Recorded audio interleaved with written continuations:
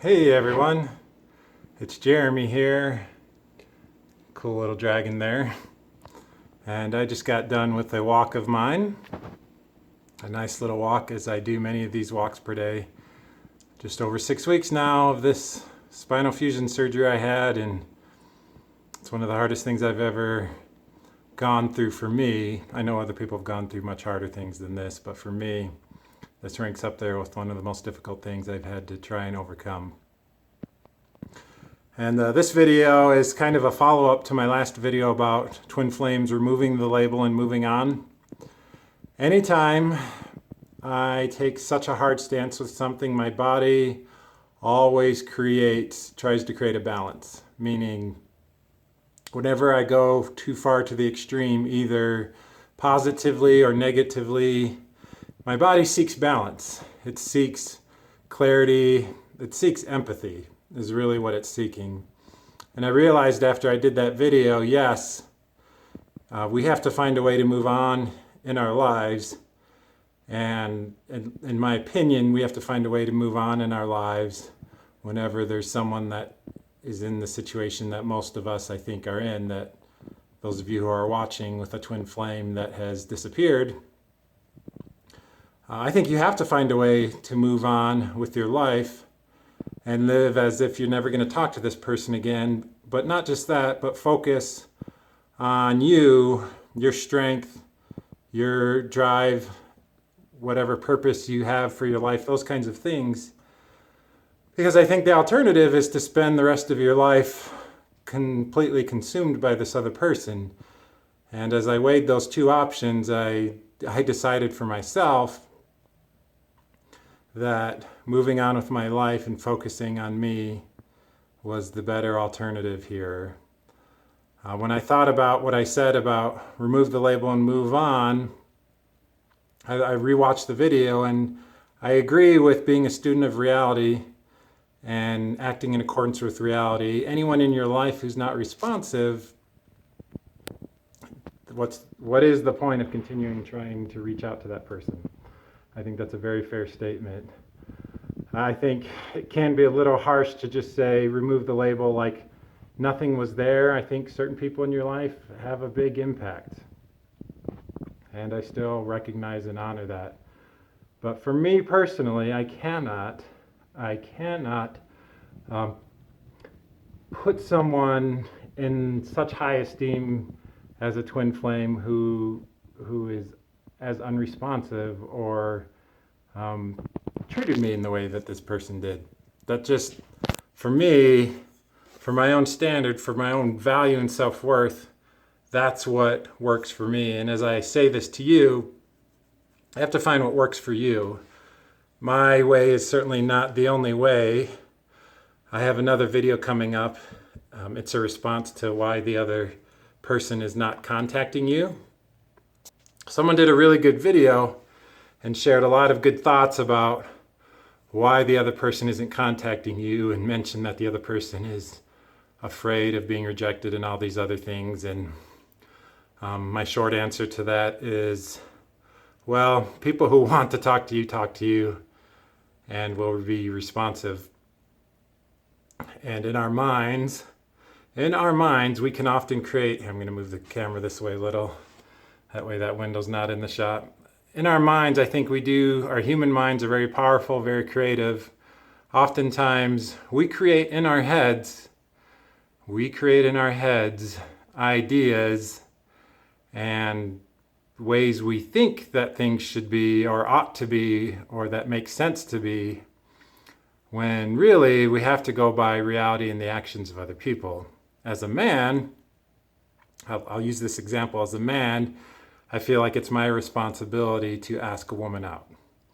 That's just, I'm the man, masculine energy. Yeah, it's kind of putting a label on myself, and I don't think this applies to all men and women like I'm about to say, but for me, my natural state, my most powerful state is in my masculine, which means purpose, drive, breaking through barriers, and being fearless. It is my job to ask a woman out.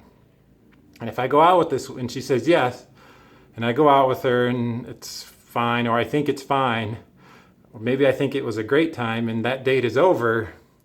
And in my mind, I can be thinking, wow, that was an amazing time. I think she really likes me. The best way to answer that, instead of making it up in my head, is to ask her out again and see if she says yes. And if she's not saying yes again, then the situation is different than what I was thinking in my head. There could be a variety of reasons she's not saying yes.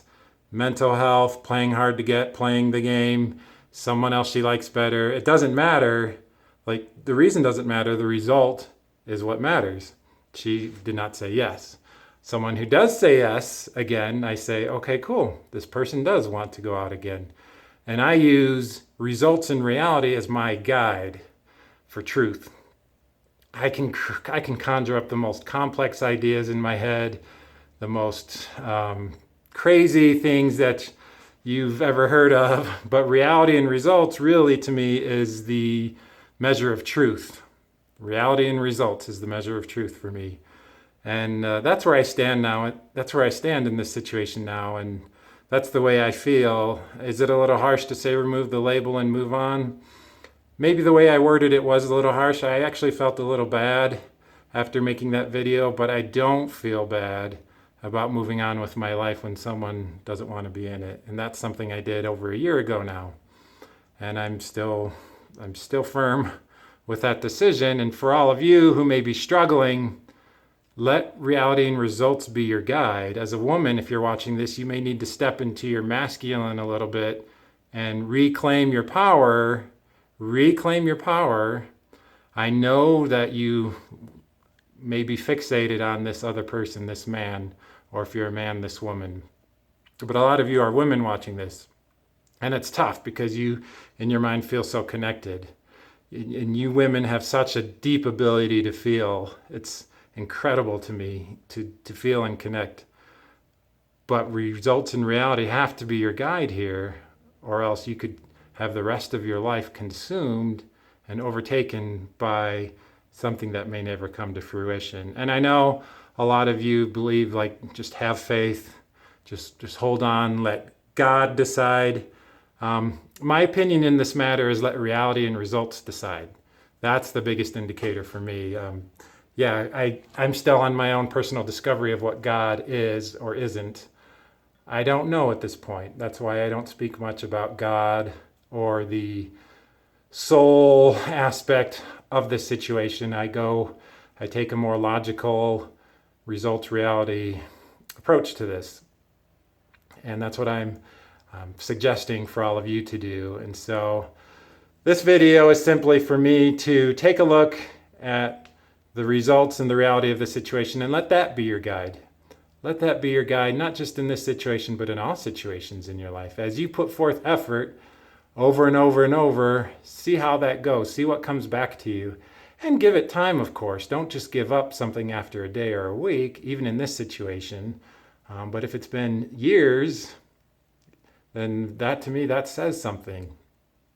And same thing for your job, your career, the friends in your life, whoever. Watch how they respond. Watch their tone.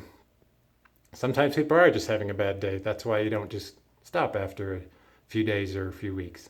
But if it's been an extended period of time, then to me that says something. So this is Jeremy speaking, saying, be a student of reality.